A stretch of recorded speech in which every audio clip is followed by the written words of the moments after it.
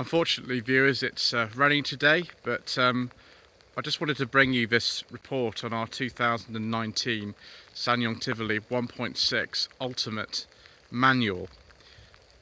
We are a bit steamed up today. I've just been recording another video inside the car, so do forgive me.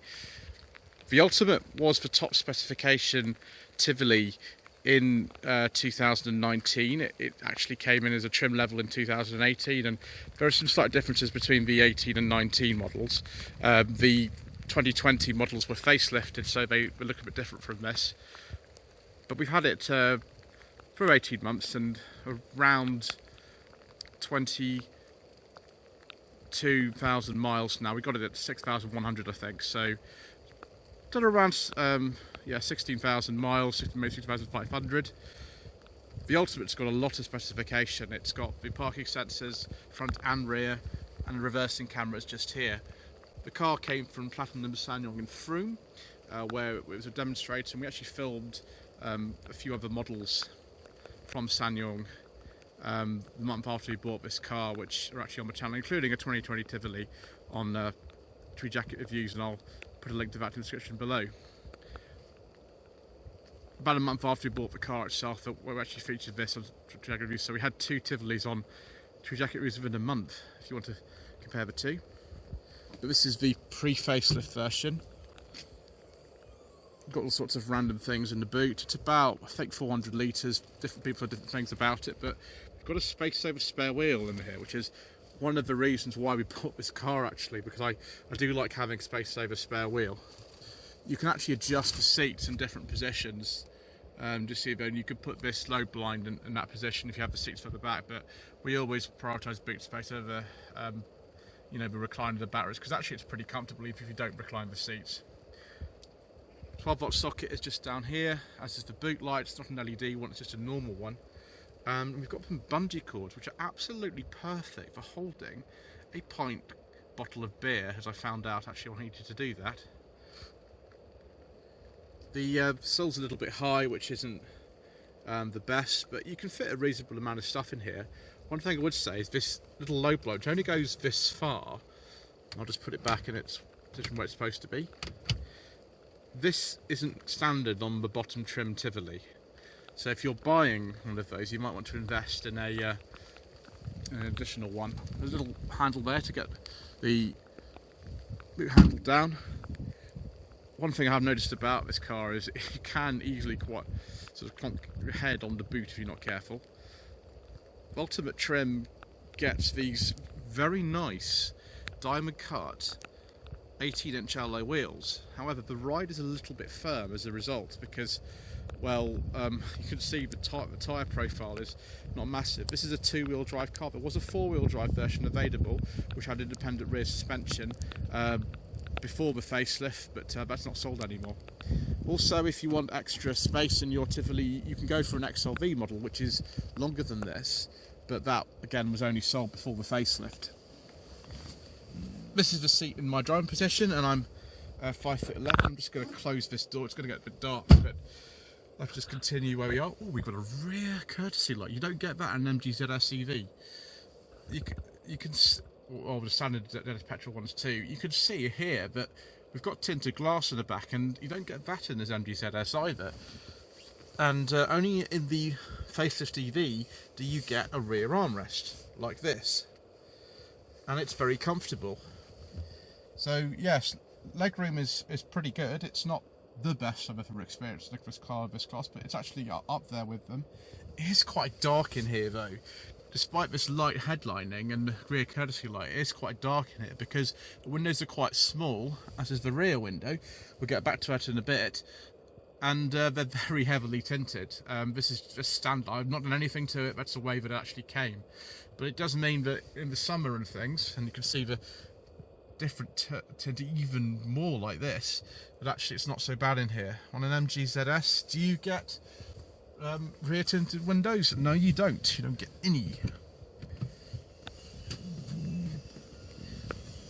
You also don't get these incredibly weird little bungee cord things, and I don't actually know who decided that, but there they are. There is one missing on that side. I don't know where it is. My lady wife had an accident with a post at one point, so that's what that is before you ask. Keyless entry and his ultimate model.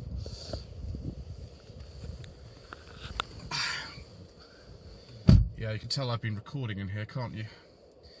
So I'll just switch the car on. Just very careful, sometimes that it makes a sort of scratchy noise when I change hands. No, I'm not going to start the engine, I just want to turn the... There we go.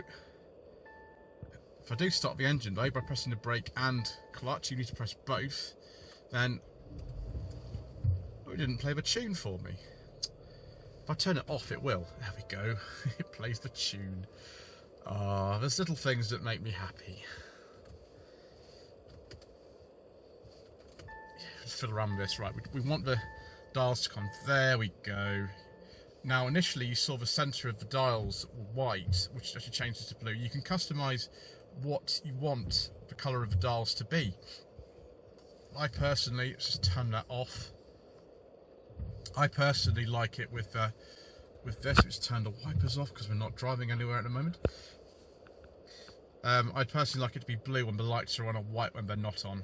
They've got automatic lights in the car, automatic wipers as you saw them going away there. Now that fuel economy is not really representative of most of the time. That's town driving only, because since I filled up and cars not done many miles since I did, my lady wife has just been going to work in this. On a motorway you get about 41, 42 miles per gallon this time of year. In the summer that can be as much as 45 or more. Tyre pressure monitoring, yeah, I've only done 27 miles on this tank of fuel, and that's I think what we've done since the last service actually, but we'll just leave that on there. One really annoying thing about this car, you can see there it says 1536 there and 337 here. You have to set these clocks separately, and that is really annoying. It's ever so annoying, but there we go, never mind.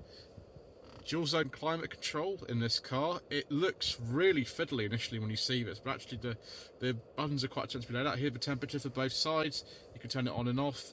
The air conditioning is here, and that's the auto mode, and that's the one you really need in a day like this. The demist button is that one, and this is the fan speed, and things like, you know, you can have single or dual zone, and that's a reset button. Also on here, unusually for a car these days, you can actually turn the lane keeping assistance off and on with this button. And this button is for the 3-mode steering. I think we can demonstrate it here. Yes, it's in sport. I never put in any other mode. There is also a comfort and a normal mode.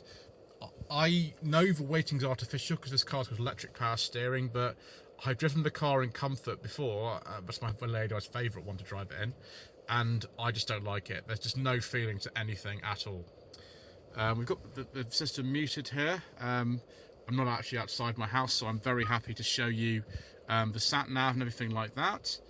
Menu sort of comes up like this. This is a built-in TomTom system, which is completely different on the face of the model. The dashboard's totally different. It doesn't look anything like this. It's a much bigger screen, and it doesn't have this climate control system. I also like the heated steering wheel. That's very handy. So yeah, it's pretty easy to use. I've used it quite a lot. I don't know if our address is in here, so I'm just not going to enter anything in there. But you can put it in this mode here. So my lady wife likes to listen to Heart 80s on the way to work. That's what I've got it on. There's no CD player in this car, but there is Bluetooth. There's also a very, very strange shelf here that I call the gun holder, because it looks like it's the same size and shape as the Mauser rifle stroke pistol from a 1965 James Bond spoof film with Tom Adams called Licensed to Kill. So I always joke about that's the Mauser holder. Glove box is absolutely huge. It's a huge glove box in there. It goes back a really, really long way. Down here there's the USB port for Android Auto, Apple CarPlay. Actually, I'll see if I can show you Android Auto, Apple CarPlay on here. Yes, it's greyed out, but it is there.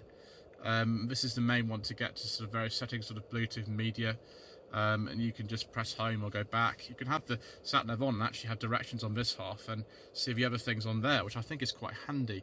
Although I would recommend using Android Auto or Apple CarPlay. I wouldn't recommend using the sat-nav unless you absolutely have to, because it's not as good as using smartphone mirroring. Heated seats in this car. I think the 2018 Ultimates had ventilated seats and electric seats. This car has neither, but it has Android Auto and Apple CarPlay, which is, for me, is much more useful actually. Two 12-volt sockets for this car. One is there, and one is here, and we've got some USB ports installed sort of here. The facelift ones have more USB ports, but I can't remember now. It's been a while since I drove one of those. Massive, huge central cubby, which has got a discarded cup of tea that my lady wife used the other day, and my car mount in there. I think you can actually hold an iPad in it because of this kind of hole in it, but yeah, it's interesting. Huge, massive door bins down here, and over there, this is the system for turning off the traction control, though you probably wouldn't want to do that in a car like this, and the hill descent control. It's a front wheel drive only car though, so I don't think you necessarily going to be going through the Serengeti in this. Controls on the steering wheel, which feels very nice. You can get a Tivoli with a beige leather interior. Unfortunately this doesn't have one, but I would like one. Things here for the stereo, different modes, cruise control on there as well, and for going through this central display in there too. One thing I don't like about this car, but in addition to the hard door tops, is the feel of these switches. They feel really horrible. Most of the rest of the interior is actually okay. It's just that which sort of lets the side down a little bit. Also, the inconsistency of the dash is a bit weird. So that's soft touch, that's hard touch. That is soft touch and that is hard touch. Well, the steering wheel is really nice. It's the same as in lots of SsangYong models. 5-speed manual in this car and a normal handbrake. 6-speed manual and a normal handbrake. And I like both of those things very, very much. But there was a problem with the gearbox and clutch a little bit earlier on this year, which we'll talk about that in a second. So let's go round the from the front. Daytime running lights are LED, although these are just normal projector headlamps. There are fog lamps as well. This Ultimate actually has a different bumper over some of the earlier models as well, which is really weird, but it does. I think the look of this car is generally quite nice, although head on, I'm not sure it's the best. The side view is, or 3/4 like this, is actually rather nice. So I think I prefer the look of this to quite a few of the other cars in this crossover class. Whether you like crossovers or not is, you know, it's up to you really, but there we go. 7-year warranty on this, which I needed to use, and I'll explain that in just 1 second. So this is the e-XGi 160 engine. There is actually a diesel version of this, but we don't talk about diesels on this channel.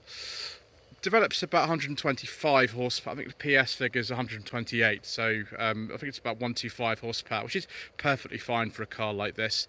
There's absolutely loads of room to work on things in this engine bay. There's absolutely loads. So coolant, it's a old sort of blue glycol type coolant in this car, which is interesting.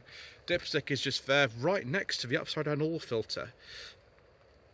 So that's actually pretty easy. Servicing this car is actually really, really easy.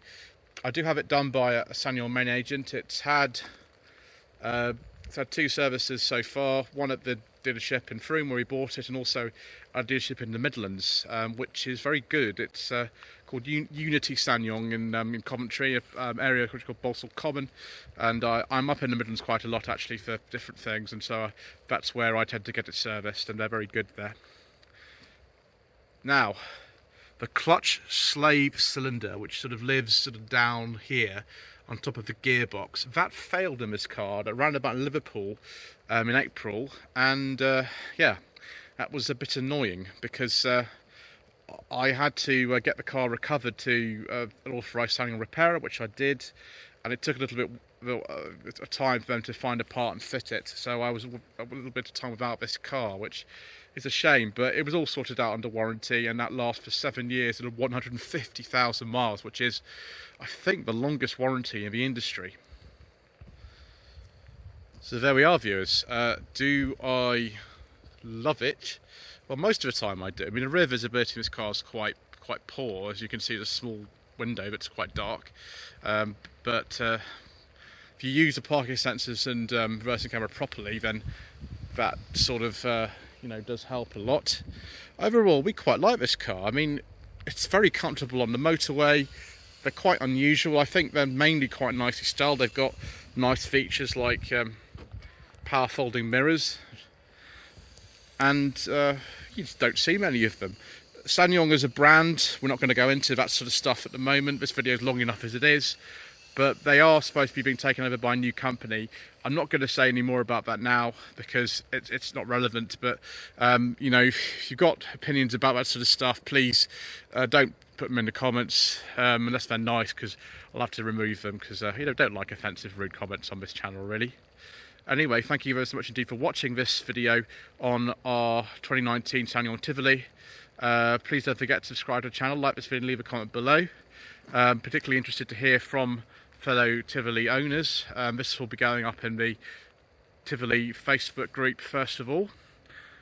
And thank you very much indeed once again for watching. There's a join button next to the subscribe button if you wish to become a channel member. And thank you very much indeed once again.